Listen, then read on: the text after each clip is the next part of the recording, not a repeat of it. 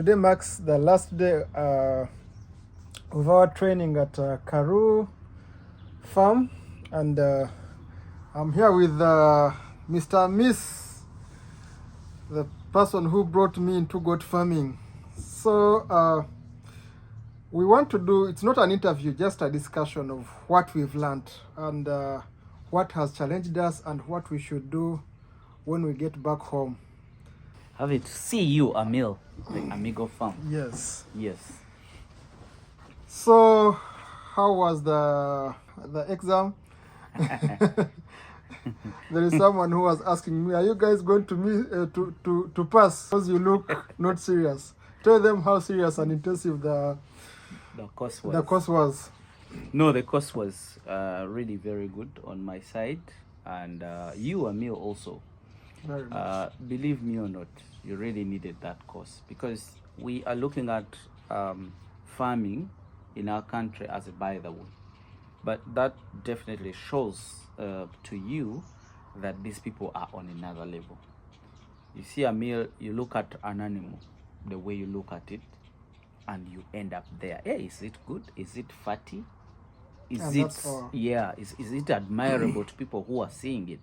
But in reality, that is not the core point of the project or the goat, because you've seen, Amil, how these people are grading their animals. Have you seen any 4-5 goats for slaughter? No. Why? And don't they eat goat's meat? They do, but what I have to say about that, first of all, this is a breeding farm. Having a cow or an animal that is meant for slaughter is a big loss for them, because these guys have goats that go up to 10,000 USD.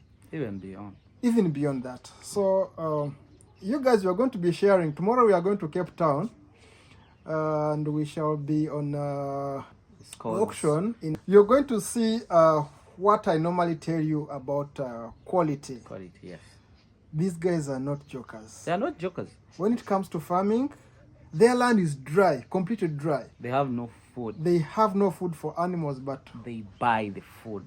When you reach here, even in the rooms where we stay, they don't mind about how much electricity you use, but they tell you, please mind about water. Mind about water. They don't have water. It's a desert. It's a desert. Almost. Red soil. Yeah. The wheat that is around, it's not edible to the animals. Yeah. So everything is bought. Yeah. But you see, Amil, you saw how these guys are grading up the animals. We've been eating food here, but have you realized that the most meat that we've been eating is ostrich? Yeah. Ever since we came here, We've we have eaten goats twice alone. Is it even twice? Or I think I've eaten goat once.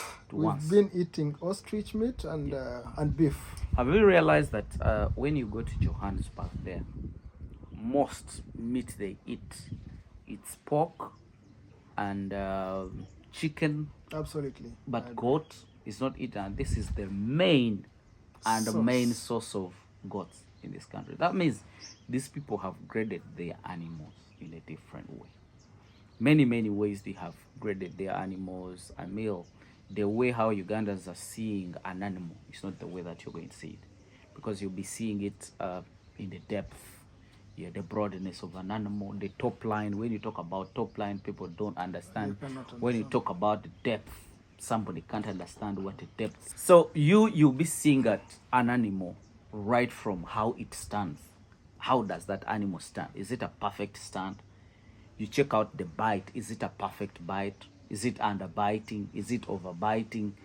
It's a lot. You guys, when I tell you about the hard exam that we've had in Old Shron, the training we've been going through, they bring animals almost identical.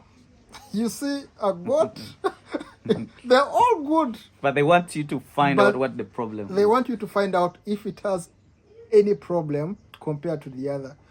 And also, not only actually, we call them the negatives. Have the same size, same body condition.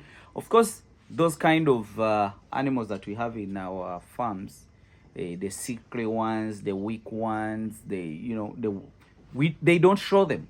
They only bring the perfect animal, and then they tell you, Emil, we want to know. Tell us the positives first, but you see almost an animal is a positive. Then finally they say, you can't only give us the positives, we need the negative. If it is not on the body, it might be only in the color. The color is not in the right place.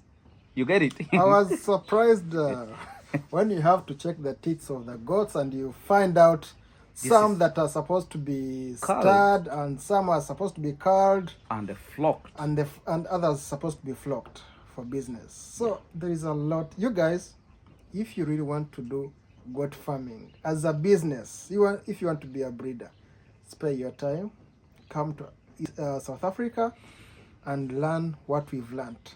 It's a lot. A lot. It's a lot. So for us, we are looking at an animal in a different way. Emil is looking at an animal in a different way. And there's something that I want to add on this. Do you know, Hamisi, we have goats in our country, in our farms, that are perfect. Of course. But first, we don't know how to feed them. Yep. Secondly, we really don't mind. We don't want to know, because even the buyers that we have, those in East Africa, what they want is to see the long ears, to see the chest, and that's all. But guys, this is not what is seen here. And actually, for us, we are just blessed. We are rich people's kids, whereby even if you don't apply fertilizers, you will have the grass. Even if you have no land in Uganda, you can do farming.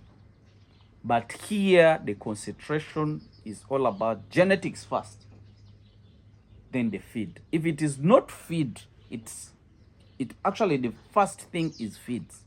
Then you look for genetics. Then the management. You get it? The three pillars that we've been mentioning all throughout. So here is how much do you feed that animal? Which quality do you want out of that animal? And these farmers that you see, actually, I've seen that they're making more money in auctions. Of course. The quality. Yes. Quality. They breed quality. They have quality, and their target is on quality. They don't want to have any mess in their farms. No. So that's what I always tell people. Have few animals, but good quality. That's very true. That's very true. In our farms, you know the reason why we don't know what we have? Like you know, me, I already know, but you've now known what you have. So when you go back to your farm, you'll definitely be able to grade I have and to understand adjust. yourself. Very You get much. it? You will go through the process we went through, doing it on your own. Because now in Uganda, I think we have inspectors, but I don't want to say they do not work, but we don't create environment for them to work, like inspection. But now Emil is now an inspector, is a junior inspector, because he has been able to pass the course. And when he goes back, we are looking forward for it. And he was already telling me, Hamis, let's organize and start doing this thing. I said, no, this can't be done by only you. Now that here we have just visited only one farm, there is still more farms that are there, which those people combine, like now Kariu, then also Lucas Baga, a lot of different breeders.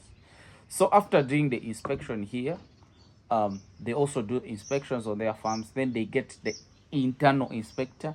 Then finally they bring external inspector. Then after grading those animals and they all agree that this is it, they go for competition. Now, Emil, you have done the inspection course. You know how to do the inspection. You know, I also know, maybe some few people know, but how many do we have that meets the quality? And then how many knows how to do the inspection and grade their animals? You go home and say, this animal, he has a cow defect, let's say weak pastance, and then you tell it to the farmer is having a huge animal, and you're telling him this is not good for breeding. Let's say it's underbiting. Then you tell him, no, this animal, the way you see is too big, but this is a cull defect. The guy will kill you. Exactly. He will not accept that. Exactly. What am I trying to do or to say? Let's move slowly, step by step. Let's organize ourselves. Then we let other people also understand. They also, start to organize themselves, or we organize them. Then when we see that actually the number has increased and we are all on standard, we shall come up together, bring in the ideas, we do the auctions, we do everything. But as per now, guys, the viewers of Amigo Farm, we are still badly off. For us, we are badly off the way you see. But when you look at us, you see us as better people. You get it? But for us, we know that we are bad off. But you who have not even come to our level, how can we say very badly off? Very bad. Very bad. Yes. So, Amisi, something I want you to advise our viewers. Yep. I know there are many people who want to start farming and Yep. they are confused on what to start with. Yeah. Or what to go for. Yeah. Starting is different from what you want. Yeah. You can decide to start with a bad breed, wanting to understand or to learn from there. But at the top, what type of animal should this person Start with. look at Yeah. in terms of breeding? Because there are many who say that I cannot afford exotic goats, they're expensive. Let me do locals. Let me do locals. So can you tell them advantage and disadvantage of local goat and advantage and disadvantages of exotic goats, please? Amil, me, I've always said I don't advise somebody to start with locals if you're looking at the commercial part. The argument we had with Jerry today about zero grazing. He said it is completely not working in their country. You get it? Why? Because the cost of production of the feeds is too high.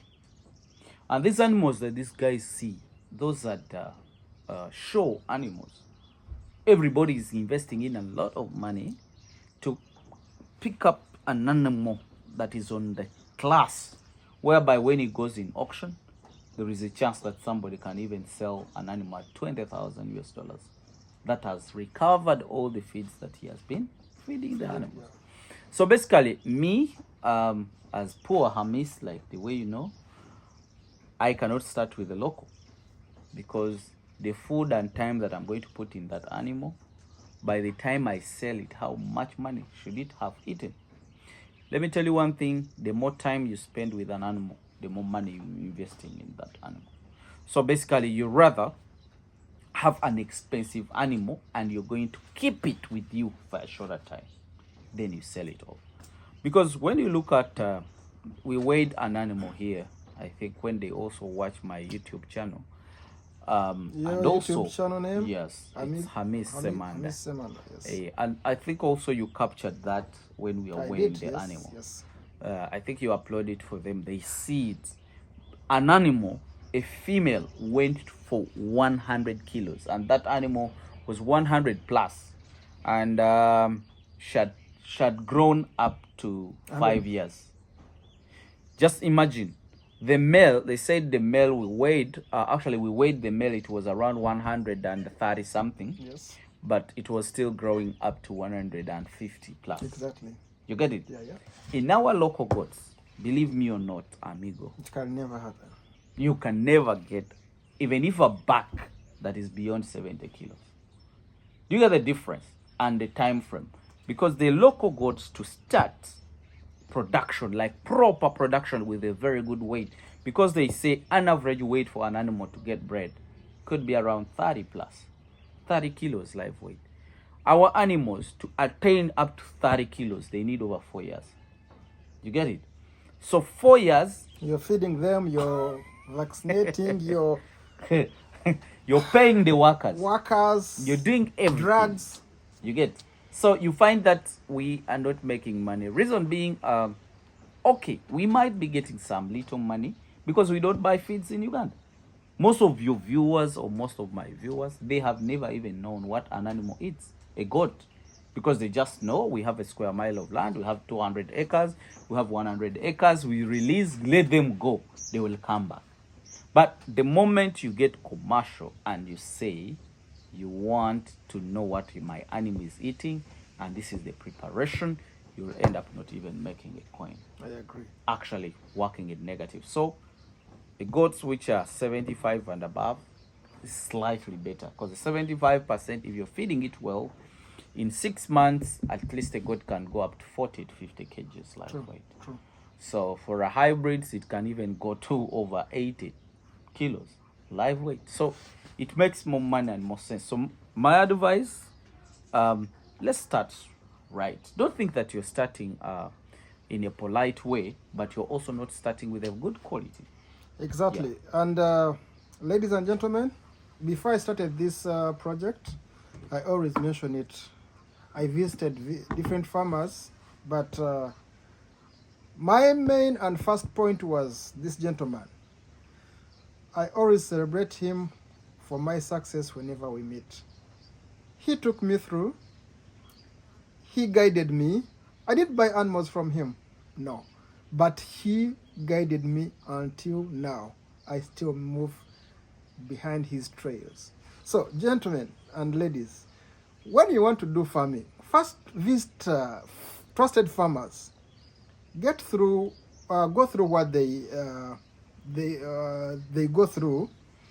Learn how to vaccinate, management generally, and you'll be successful. You don't need to start with bad goats because you are a beginner. It won't make sense for you. And actually, it's worse for a beginner to start worse. If you're a beginner, it is worse to start in a worse way. So you better. You know, Jerry was telling us that they paid a lot of school fees to learn goats. How? What are those school fees? They lost animals. They invested money and lost it. They invested a lot of money in different things in the process of getting the experience. So we also paid that experience. We don't want you to pay for that experience. We are Go still with what you're paying. telling We've me. spent A lot of thousands money of dollars to come here Yep. just to learn. Yep. A few days that we've been here, we've spent almost 13 million Uganda shillings, but we are seeking knowledge. Yep. And we don't want you to go through what we've gone through. We are here to teach you and learn before you venture into goat farming. Wow. To do it in a proper way, it will help you to be successful. Okay? That was very good meeting you. Thank you. Here in South Africa, and also trusting and following to see where I go. I think now I have groomed you another time, and you're going to be another problem. Very much. Because right now you're a problem, so you're going to be another problem. Problem in a bad way, a Yeah. good way. It's a very good problem. Okay, thank you so much. All right, you're welcome. Okay.